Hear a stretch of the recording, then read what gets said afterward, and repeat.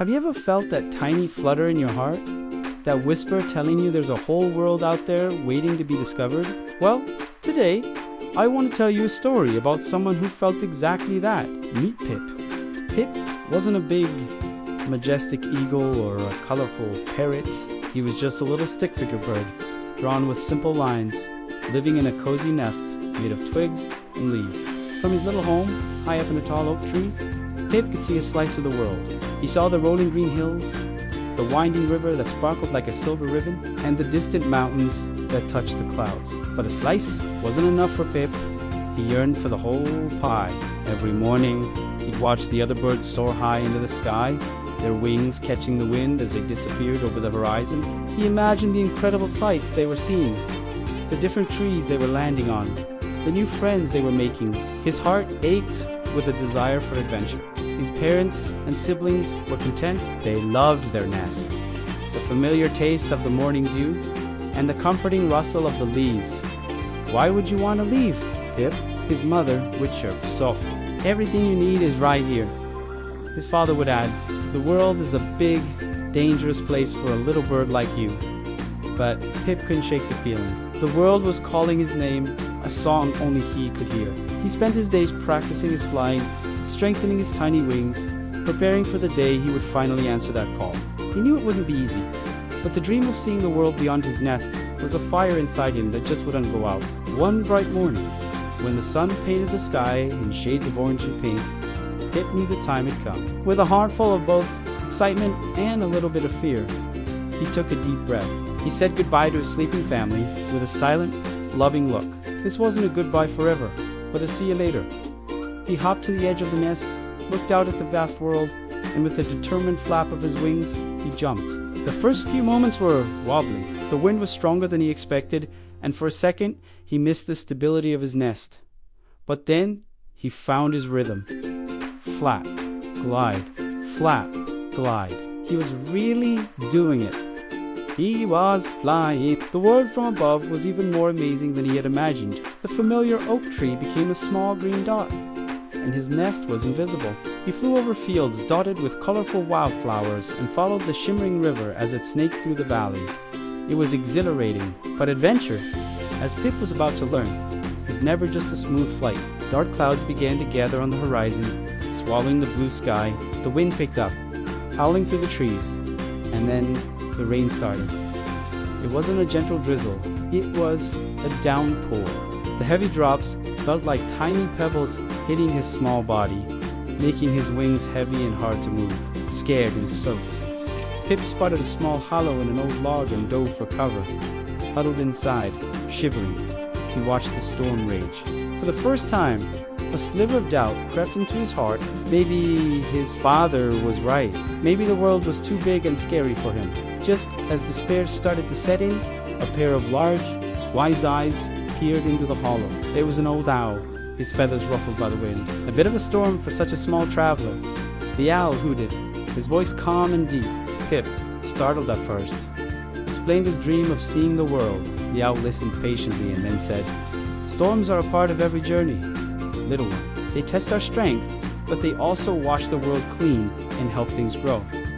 Don't let them stop you. Just wait for the sun, and you'll find your way again." The owl's words were like a warm blanket for Pip's worried heart. When the storm finally passed and a rainbow stretched across the sky, Pip thanked the owl and continued his journey, feeling a little braver and a lot wiser. His next challenge, however, wasn't from the sky, but from the ground. As he was enjoying a juicy berry he found on a bush, a shadow fell over him. He looked up to see a sleek, black cat with gleaming green eyes, crouched and ready to pounce. Pip's heart hammered in his chest. He was frozen with fear. But just as the cat leaped, a flurry of activity erupted from a nearby tree. A chattering squirrel, quick as lightning, threw a nut that bounced right off the cat's nose. Startled, the cat hissed and scurried away. The squirrel scampered down the trunk. "You have to be careful down here," she chattered, her tail twitching. "My name's Squeaky. You look new around here." Pip, catching his breath, thanked Squeaky profusely. They shared the rest of the berries, and Squeaky told him all about the forest, the best places to find nuts, and which shadows to avoid. Pip realized that challenges weren't the only things he'd find on his journey. He'd find friends too. Friends who would help him when he needed it most. With the owl's wisdom and Squeaky's cheerful company for a while, Pip felt more confident than ever, guided by his new friends and his own growing courage. Pip set his sights on the biggest challenge yet, the towering mountains that had always been a distant, hazy outline from his nest. They looked like giants sleeping against the sky.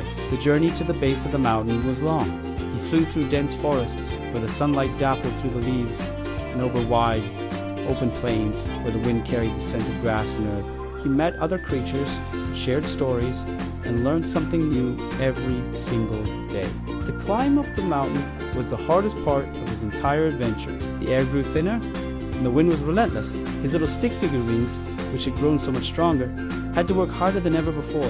There were times when a sudden gust would push him back, and he'd have to fight just to stay in the air. He rested on rocky ledges, his small chest heaving, looking at how far he'd come. The world below was a patchwork quilt of greens and browns. He could see the river he'd followed, now just a thin, silver thread. He could even see the forest where he'd met Squeaky, and the old log where the wise owl had given him shelter. The memory of their kindness gave him the strength to push on. Higher and higher he climbed, past the line of trees, into the realm of bare rock and patches of snow. He was tired, so tired he felt he couldn't flap his wings one more time. But then he saw it. The peak, it was just a little further. With one less monumental effort, Pip pushed through the exhaustion and landed on the highest point of the mountain. He stood there, a tiny stick figure bird on top of the world. And the view took his breath away. It was more magnificent, more vast, and more beautiful than anything he had ever dreamed of. From the mountain peak, he could see everything. He saw endless forests stretching out like a deep green ocean. He saw lakes that glittered like scattered jewels. He saw other mountain ranges in the distance, their peaks kissed by clouds. He saw tiny towns that looked like collections of pebbles and winding roads like doodles on a giant map. The world wasn't just a slice from his nest. It was an immense, incredible, living tapestry. The sun was setting, and it bathed the entire landscape in a warm, golden light. It was a moment of pure, unadulterated awe. He felt so small, yet so connected to everything he had done.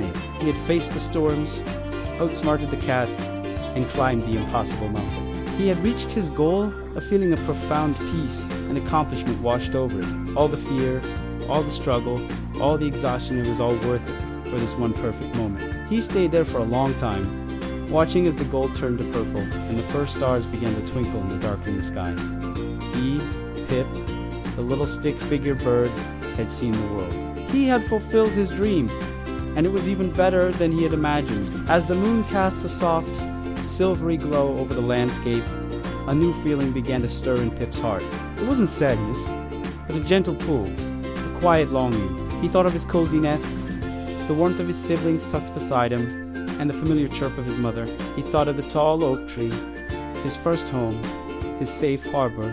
He had seen the world, and it was glorious. But now, he wanted to go home. The journey back was different. He flew with a newfound confidence, his wings sure and steady. The world no longer seemed big and intimidating, but familiar and welcoming. He greeted the forest with a friendly chirp and smiled as he flew over the river that had once seemed so vast. He even stopped by to thank the wise owl and Squeaky, promising to visit again. When he finally saw his oak tree in the distance, his heart soared higher than it had on any mountain peak. He landed softly on the edge of his nest. His family, who had been worried sick, rushed to greet him with a flurry of chirps and happy wing flaps. He was home. That night, huddled together with his family, Pip told them all about his grand adventure. He told them about the scary storm, and the wise owl, the sneaky cat, and the brave squirrel. He described the breathtaking view from the top of the mountain, painting a picture with his words so vivid that they could almost see it themselves.